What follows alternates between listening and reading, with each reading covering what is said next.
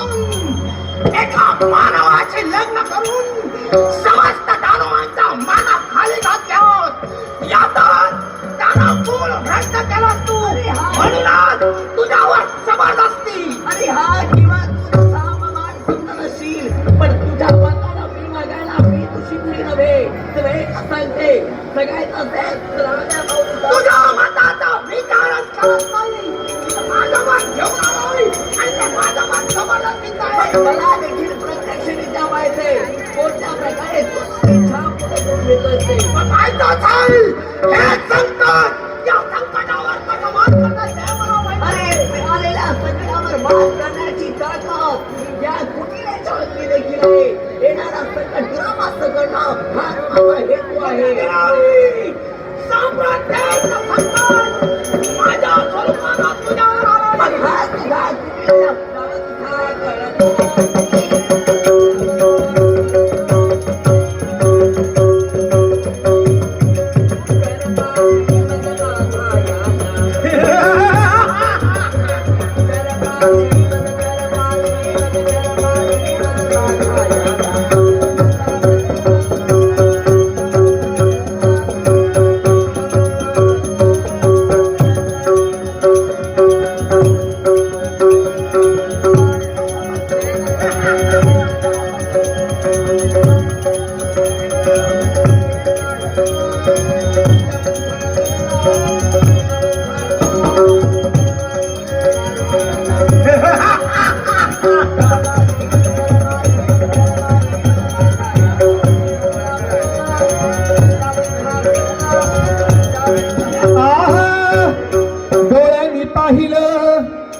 रूप एका बाईत सुखाची येईल झोप, बाई मिळणार वाईत.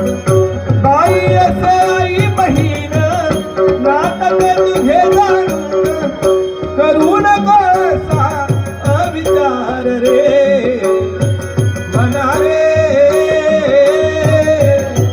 तन मन लावून करण मन रे मना रे. तन मन लावून करण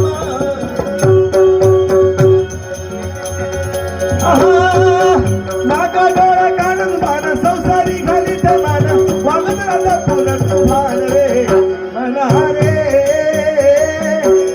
कर तुला मात रे.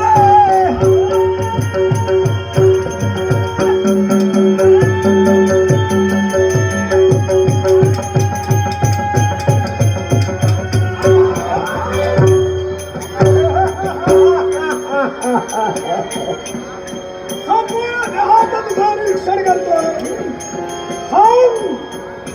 माझ्या धर्मभक्तीचा महाली खेळाचं कारण एकच कोणतं? याच्या पूर्वी तिच्या एका वर्षापासून हिच्यावर मी आसक्त झालो होतो. तिला वारंवार लग्नाचा प्रस्ताव हिच्या समोर ठेवला. हिला मला नकार दिला. तो राग माझ्या मनात होताच आणि मला नकार देऊन हिला तुझ्या कंठी वरवला घातली. म्हणून तिला जबरदस्तीने हस्तगत करण्यात असल्या संख्याने माधुर्य विश्वात 4 प्रकारची प्रेम आहेत. तू त्या प्रेम करत होतास कोणत्या पद्धतीचा? माझा प्रेम एकच असतं.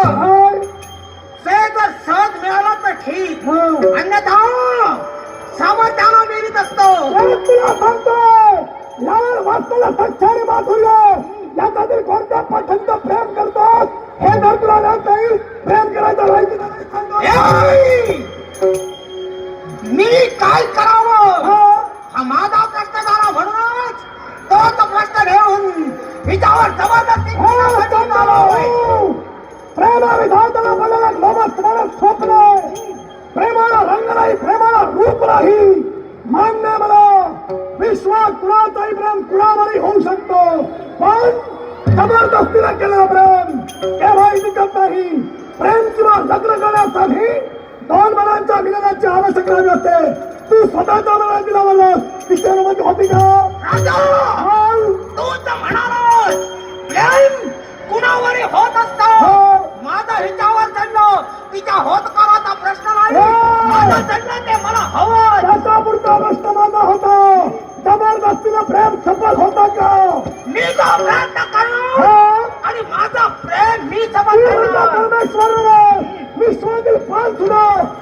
माझ्या इच्छाशिवाय हलत नाही.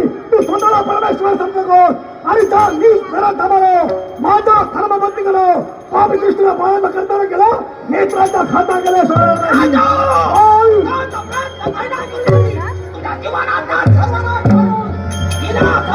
माझे हात तुझ्या भागाने सजविले आहेत.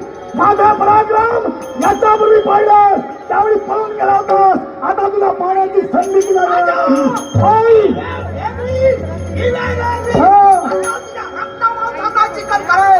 हिला हस्तगत करेन, ऐकली राष्ट्र ठीक, आणि आता हिला मारून हिच्या मेलेल्या पाण्यावर विश्वास वासण्याला धुंद झाला. तो सगळा शरीराला दुःख डवायला उंबऱ्यासारखा, दुःख डवायला उंबऱ्यासारखा, मित्र बनव्यामध्ये गारव्यासारखा, मित्र बनव्यामध्ये गारव्यासारखा.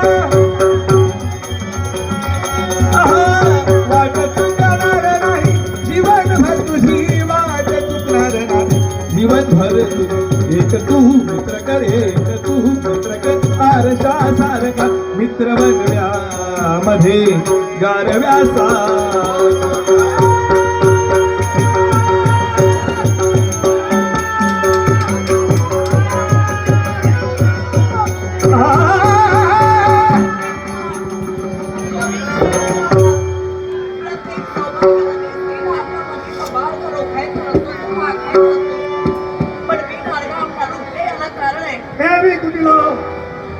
तुझा धर्म जर तुला कळतोय तर माझा मार्ग का तू रोखतोयस? एकच कारणास्तव चंड बाहुला मी परिपूर्ण ओळखते.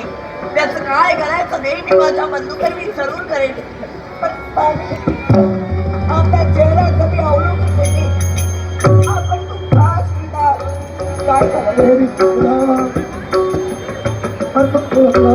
माझ्या हातून काही अपराध घडलाय का? वाम मार्गाचा आचरण माझ्या घरी घडलाय का? आपण संस्कार संपन्नतेच्या जीवनापर्यंत जगत आहात. वाम मार्गाचा दिसणं आपला मोल केला पडणार नाही. आत्मविश्वास माझा आहे. पण गेल्या अनेक दिवस आपल्या घरचा हीच प्रकार घडतोय. मग रात्रीचा समय उलटून जाता क्षणी एक कुणीतरी प्रचंड देहधारी व्यक्ती येते. आपल्या जनतेला त्रस्त करण्यासाठी तत्पर करते. अनेकांच्या मनात तणाव चिरला जातोय. लहान लहान आपल्या मातृभूमीला त्याला फोन घ्यावं लागले. अरे किंवा स्त्रिया मैदानाच्या पंक्तीला बसताय. अरे स्त्रिया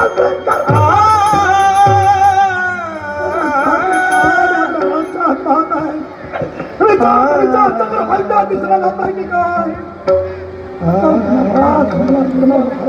आता महाभयंकर प्रसंग आपल्याला अचाट कदापि येणार नाही. आणि आज नुसता महाभयंकर प्रसंग आपल्याला अचाट होतोय. पण स्वामी, आपण प्रजेचे माय बाबा योग विका याची पडताळणी करून पाहणं आपलं कर्तव्य आहे. आपण आपल्या कर्तव्यापासून वंचित राहू नका. देवी कुठला आपल्या शब्दानं माझं मनोबल उंचावू लागलं. मला आत्मविश्वास माझी मनदेवता मला ग्वाही देऊन सांगू लागली. राजा हेमव्रत, या तुझ्या कार्यात तू यशस्वी जरूर होशील. त्या विश्वाचा माध्यमात एका कर्त्या पुरुषाच्या मागे एक स्त्री उभी असते.